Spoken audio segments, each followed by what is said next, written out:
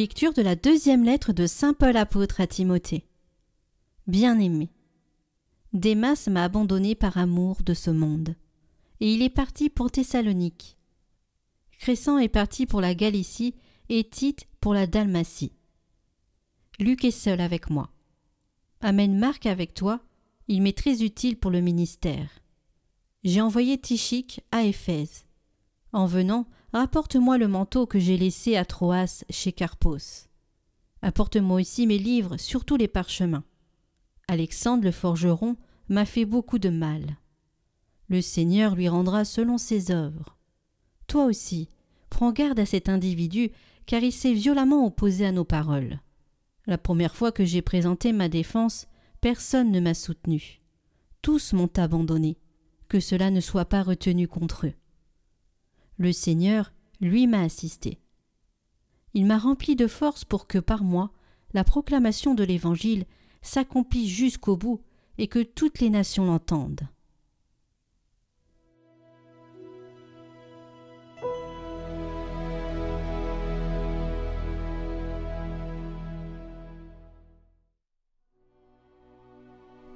Que tes fidèles, Seigneur, disent la gloire de ton règne. Que tes œuvres, Seigneur, te rendent grâce, et que tes fidèles te bénissent. Ils diront la gloire de ton règne, ils parleront de tes exploits. Ils annonceront aux hommes tes exploits, la gloire et l'éclat de ton règne. Ton règne, un règne éternel, ton empire pour les âges des âges. Le Seigneur est juste en toutes ses voies, fidèle en tout ce qu'il fait. Il est proche de ceux qui l'invoquent, de tous ceux qui l'invoquent en vérité.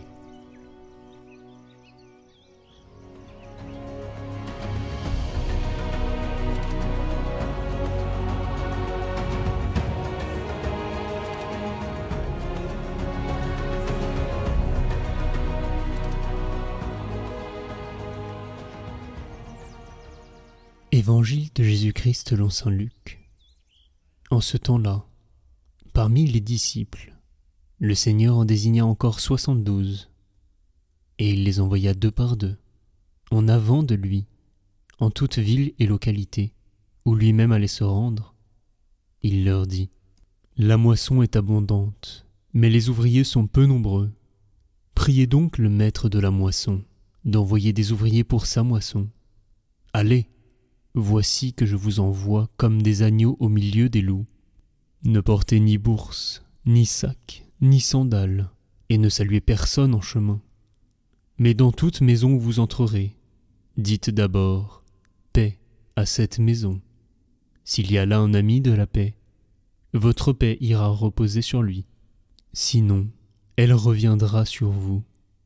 Restez dans cette maison, mangeant et buvant ce que l'on vous sert, car l'ouvrier mérite son salaire. Ne passez pas de maison en maison, dans toute ville où vous entrerez, et où vous serez accueillis. Mangez ce qui vous est présenté, guérissez les malades qui s'y trouvent, et dites-leur, le règne de Dieu s'est approché de vous.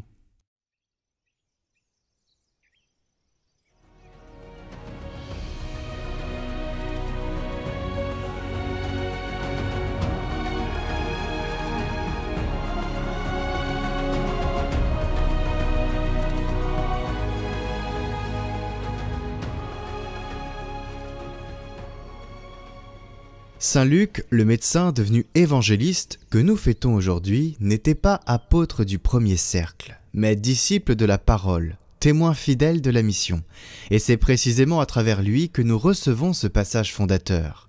Jésus envoie 72 disciples, 2 par 2, pour annoncer la paix et guérir les cœurs. Pourquoi 72 ? Parce que selon la tradition juive, c'est le nombre des nations du monde. Et en les envoyant ainsi, Jésus anticipe déjà l'universalité de l'Église. Le salut n'est pas un petit groupe choisi, mais pour toutes les nations.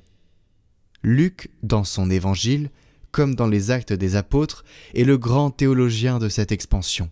Il montre comment la mission du Christ devient la mission de ses disciples, et comment ceux-ci, animés par l'Esprit, forment le germe de ce que nous appelons aujourd'hui l'Église.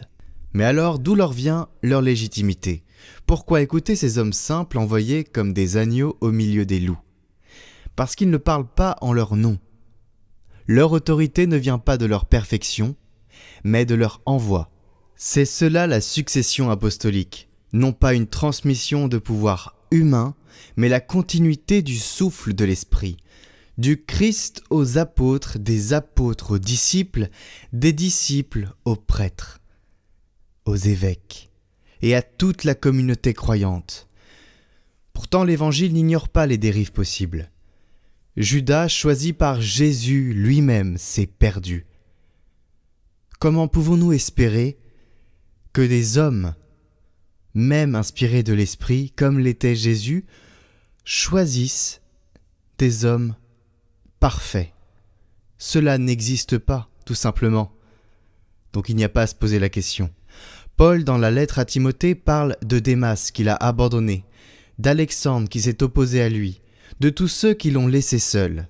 L'Église est née dans ce réalisme. Elle est faite de saints et de blessés, de fidélité et de trahison.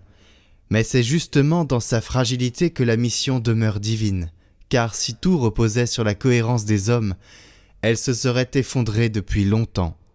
C'est pourquoi, comme Paul, nous pouvons dire « Le Seigneur, lui, m'a assisté et m'a rempli de force, pour que la proclamation de l'Évangile s'accomplisse. » L'Église n'est pas parfaite, elle n'a jamais prétendu l'être, elle est un corps vivant, où le Christ agit malgré nos faiblesses. Ceux qui s'attendent à une institution sans tache seront toujours déçus.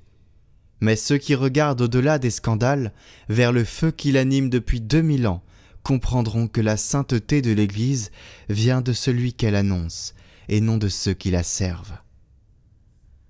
De 72 disciples, nous sommes devenus des milliards. Ce passage de l'Évangile n'est donc pas seulement un souvenir, il est une mission confiée à chacun. Oui, toi, aujourd'hui, qui écoutes cette vidéo, tu as cette mission. Être disciple. Cette mission, c'est de continuer d'annoncer la paix, de guérir les cœurs, de témoigner que le royaume de Dieu s'est approché. La lignée apostolique n'est pas une affaire de hiérarchie, mais de fidélité. Ce n'est pas la robe qui fait le disciple, mais la voix qui répond à l'appel. Et si certains tombent, comme Judas ou Démas, cela ne détruit pas la mission, car Dieu écrit droit avec nos lignes courbes. L'Église d'aujourd'hui, avec ses blessures et ses divisions, reste la même Église que celle des 72, pauvre, fragile, mais portée par un feu qui ne s'éteint pas. Saint Luc, compagnon de Paul et témoin de la mission, toi qui as raconté la tendresse du Christ et la puissance de son esprit, apprends-nous à être des disciples fidèles, non des spectateurs critiques. Garde nos cœurs unis dans l'Église malgré ses failles, et rends-nous artisans de paix là où Dieu nous envoie. Que par ton intercession, le feu de la première mission brûle encore dans nos vies, jusqu'à ce que tous les peuples puissent dire « Le royaume de Dieu s'est approché de nous ». Saint Luc, priez pour nous.